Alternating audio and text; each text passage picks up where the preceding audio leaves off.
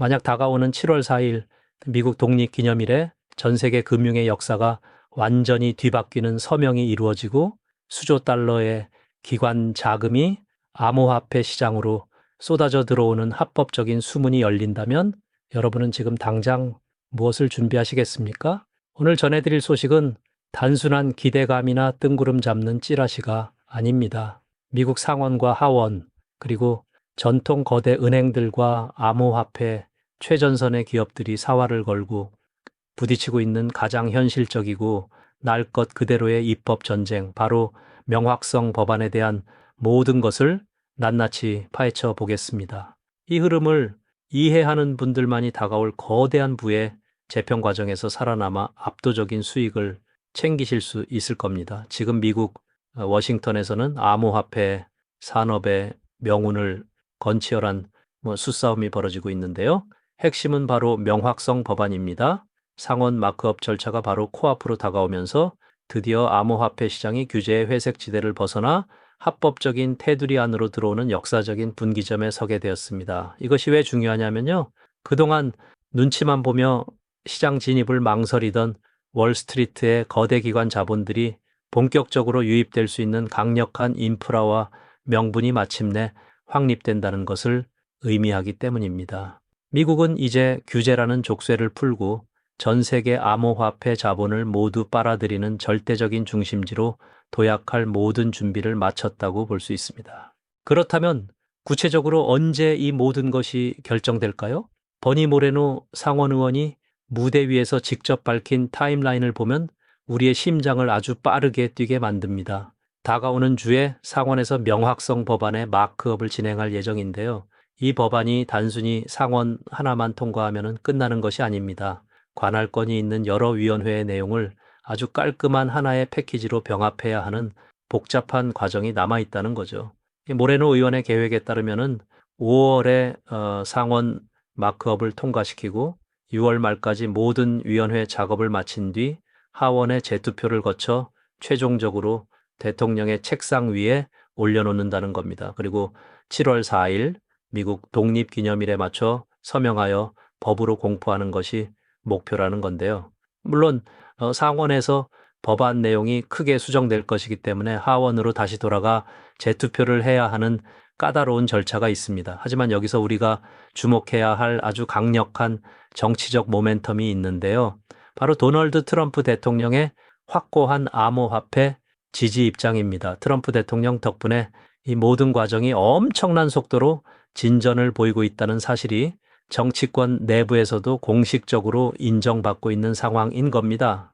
게다가 선거를 앞두고 표심을 잡아야 하는 경합주의 민주당 상원 의원들조차 혁신을 가로막는다는 오명을 피하기 위해 이 법안에 찬성표를 던질 수밖에 없는 정치적 환경이 완벽하게 조성되어 있다는 거죠.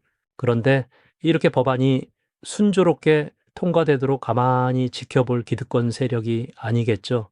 전통 거대 은행권에서 아주 격렬한 반발이 터져 나왔습니다. 미국은행협회, 은행정책연구소, 소비자은행협회, 금융서비스포럼, 그리고 독립지역은행협회까지 이름만 들어도 무시무시한 미국의 5대 핵심 금융단체들이 이례적으로 공동 성명서를 발표했는데요. 이들이 가장 두려워하는 것은 바로 스테이블 코인에 대한 이자 지급입니다. 전통 은행들은 고객들에게 쥐꼬리만한 이자를 주면서 그 돈을 굴려 수백 년간 천문학적인 수익을 챙겨왔습니다. 그런데 만약 지역 소상공인들이나 개인들이 스테이블 코인을 예치하고 3%의 높은 수익률을 온전히 가져갈 수 있게 된다면 어떻게 될까요? 은행들은 아주 패닉에 빠졌습니다. 공동 성명서에서 그들은 스테이블 코인이 이자를 지급하게 되면 은행에서 자금이 대규모로 이탈하여 소비자 대출, 소상공인 대출, 농장 대출 여력이 무려 5분의 1, 즉 50% 이상 증발해 버릴 것이라고 강력하게 경고하고 나섰습니다. 겉으로는 지역 경제와 대출 시장을 보호한다는 명분을 내세우고 있지만 본질은 너무나도 명확합니다.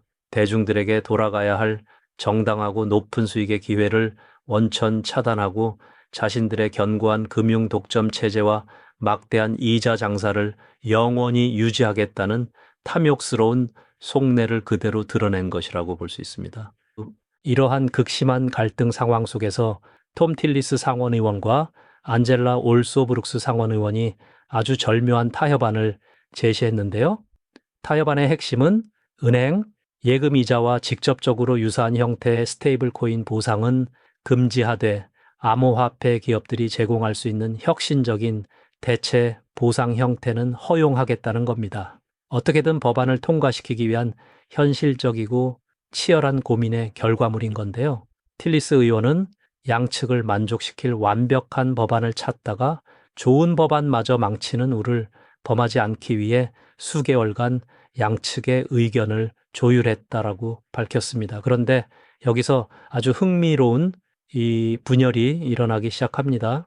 엘리너 테렛 기자의 단독 보도에 따르면 기존 금융권 내부에서도 이 타협안을 두고 의견이 완전히 갈라지고 있다는 건데요. 소비자 금융 부문을 크게 운영하는 거대 은행들은 암호화폐 기업들이 어떻게든 빈틈을 파고들어 이자를 지급할 것이라며 수익 지급 자체를 100% 완벽하게 차단해야 한다고 끝까지 고집을 부리고 있습니다. 반면에 소비자 부문이 없는 은행들이나 독립지역은행 협회에 소속된 일부 중소형 은행들은 오히려 이 타협안을 수용할 수 있다는 긍정적인 신호를 보내고 있다는 겁니다. 철옹성 같았던 전통 금융 카르텔 내부에서조차 암호화폐라는 거대한 파도 앞에서 균열이 발생하고 있다는 아주 강력하고 의미 있는 증거라고 볼 수 있습니다. 이런 첨예한 대립 때문에 명확성 법안의 통과 확률은 그야말로 롤러코스터를 탔는데요. 한때 12%, 78%까지 치솟았던 통과 기대감이 은행권의 강력한 반발에 부딪히며 단기적으로 46%까지 곤두박질치기도 했습니다. 입법을 위해 무대 뒤에서 뛰고 있는 블록체인 협회의 한 내부자는 상원 본회의에 올라갈 확률을 냉정하게 45% 정도로 예측하기도 했었죠. 워싱턴 정치판에서는 원래 전혀 상관없는 다른 법안 문제나 예상치 못한 돌발 변수, 즉 옷장 속에 숨어있는 부기맨 같은 존재가 언제 튀어나와 공들인 법안을 산산조각 낼지 모르기 때문이라는 건데요. 하지만 여러분, 다행스럽게도 현재 이 법안의 통과 확률 지표는 다시 6%를 돌파하며 급격한 상승 곡선을 그리고 있습니다. 상원 내부의 끈질긴 협상과 조율 덕분에 양당의 핵심 합의가 사실상 마무리 단계에 진입했다는 강력한 시그널인 건데요. 일단 상원위원회를 뚫고 본회의장까지 가기만 한다면 기술 혁신의 리더십을 증명하고 정치적 레거시를 남기고 싶어하는 민주당 의원들의 찬성표가 쏟아지며 무난하게 60표 이상의 절대적 지지를 얻을 것이라는 아주 긍정적인 전망이 지배적입니다. 이러한 숨막히는 상황 속에서 마이애미 컨센서스 행사에 등장한 리플의 최고 경영자 브래드 갈링하우스의 발언은 시장에 엄청난 확신을 심어주었습니다. 그는 무대 위에서 완벽함은 진전의 적이다라는 명언을 던지며 지금의 상황을 아주 날카롭게 정리했는데요. 갈링하우스 본인 역시 현재 상원에 올라온 명확성 법안이 100% 완벽하다고 생각하지 않으며 많은 절충과 타협이 들어갔다는 점을 분명히 인정했습니다. 세상에 완벽한 입법이란 애초에 존재하지 않으니까요. 하지만 그가 강조한 가장 중요한 핵심은 바로 혼돈보다는 명확성이 낫다는 점이었습니다. 그동안 암호화폐 기업들은 선이라고는 찾아볼 수 없었던 게리 겐슬러 위원장 체제의 증권거래위원회 아래에서 어디서 어떻게 철퇴가 날아올지 모르는 극심한 공포와 규제 혼돈 속에서 살아남아야만 했습니다. 집행을 통한 억지 규제라는 말도 안 되는 횡포의 시대가 이제 끝나가고 있다는 것이죠. 갈링하우스는 다가오는 몇 주 안에 법안이 마크업을 거치고 상원 본회의에서 초당적인 지지로 60표 이상을 확보할 가능성이 매우 높다고 확신에 찬 목소리로 선언했습니다. 여기서 우리가 절대 잊지 말아야 할 것이 있습니다. 갈링하우스는 과거 증권거래위원회가 저지른 가장 멍청하고 치명적인 전략적 오판이 무엇인지 정확히 꼬집었는데요. 그것은 바로 싸움의 상대로 리플을 선택했다는 것입니다. 증권거래위원회는 미국 연방정부의 무제한에 가까운 예산과 권력을 무기로 내세워 시장을 통제하려 했습니다. 약하고 자본이 없는 기업들을 먼저 괴롭혀서 항복을 받아내고 그것을 판례로 만들어 시장 전체를 옥죄려 했던 것이 그들의 원래 계획이었겠죠. 하지만 그들은 상대를 완전히 잘못 골랐습니다. 리플은 거대한 권력에 맞서 물러서지 않고 끝까지 싸울 수 있는 막대한 자본력과 압도적인 기술적 명분, 그리고 무엇보다 강인한 배짱을 가진 기업이었습니다. 리플이 무너지지 않고 정면 돌파를 감행하여 만들어낸 역사적인 승리들은 결국 암호화폐 산업 전체를 보호하는 가장 강력한 방어막이 되었습니다. 약소 기업들의 항복을 강요하여 시장의 숨통을 끊으려 했던 기존 규제기관의 강압적 프레임은 이 과정에서 완전히 붕괴해버린 것이라고 볼 수 있습니다. 상품선물거래위원회 마이클 셀릭 디렉터의 말처럼 미국이 이미 전 세계 암호화폐의 수도인 것은 맞지만 이제는 입법을 통해 이 지위를 영구적으로 잠가버리고 국가 건국 250주년을 암호화폐 법안과 함께 축하해야 할 결정적인 시점이 온 것입니다. 이러한 대승적인 흐름을 주도하는 또 하나의 거대한 축은 바로 코인베이스입니다. 코인베이스의 최고 법률 책임자 폴 그레왈은 유명 방송에 출연하여 이번 스테이블 코인 타협안에 대한 회사의 입장을 아주 단호하게 밝혔는데요. 코인베이스의 브라이언 암스트롱 최고 경영자는 과거 나쁜 거래를 할 뺀 아예 거래를 안 하는 게 낫다며 강경한 입장을 고수했던 적이 있습니다. 그런데 왜 지금은 모두가 싫어하는 불완전한 타협안을 수용하기로 결단했을까요? 그레왈의 대답은 매우 통찰력이 넘쳤습니다. 워싱턴 정치판에서는 관련된 모든 이해 당사자가 특정 타협안에 대해 불만을 표출하고 싫어한다면 그것이 역설적으로 가장 올바르고 균형 잡힌 타협점이라는 겁니다. 비록 코인베이스나 암호화폐 기업들이 원하는 100% 완벽한 조건은 아니지만 이 법안은 결과적으로 소비자 보호, 스마트 컨트랙트 개발자 보호, 그리고 디파이 생태계를 지켜내는 데 있어 압도적으로 긍정적인 영향을 미친다는 것이죠. 단기적인 이익을 포기하더라도 산업 전체의 장기적인 건강성과 미국의 글로벌 경쟁력을 지켜내는 원칙을 선택한 코인베이스의 위대한 결단이라고 평가할 수 있습니다. 자, 그렇다면 이 법안이 통과되었을 때 시장에는 구체적으로 어떤 폭발적인 변화가 일어나게 될까요?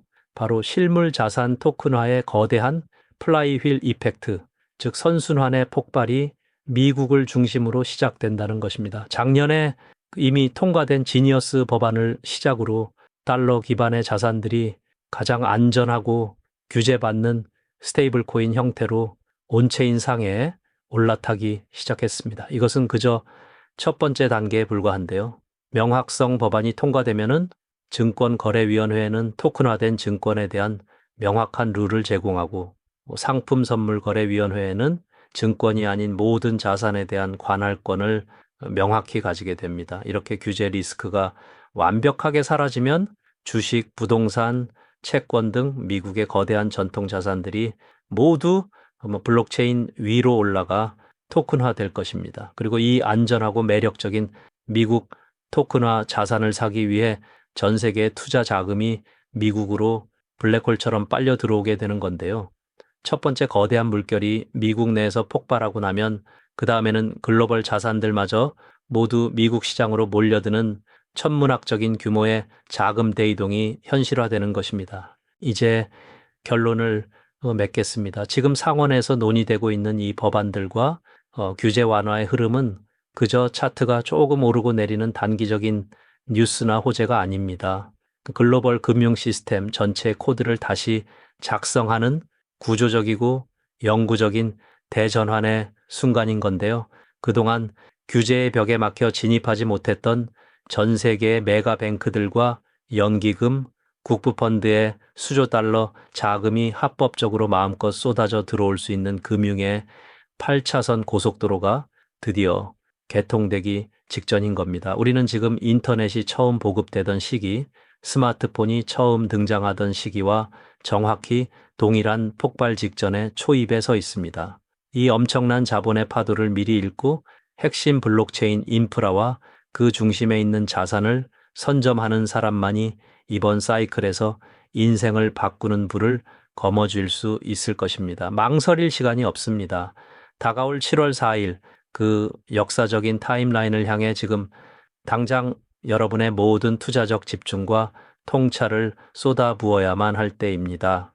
오늘 준비한 소식은 여기까지입니다. 오늘 영상 유익하셨다면 구독과 좋아요 한 번씩 부탁드리고요. 저는 다음에 더 좋은 정보와 소식으로 찾아뵙겠습니다. 여러분의 성공적인 투자를 기원합니다. 감사합니다.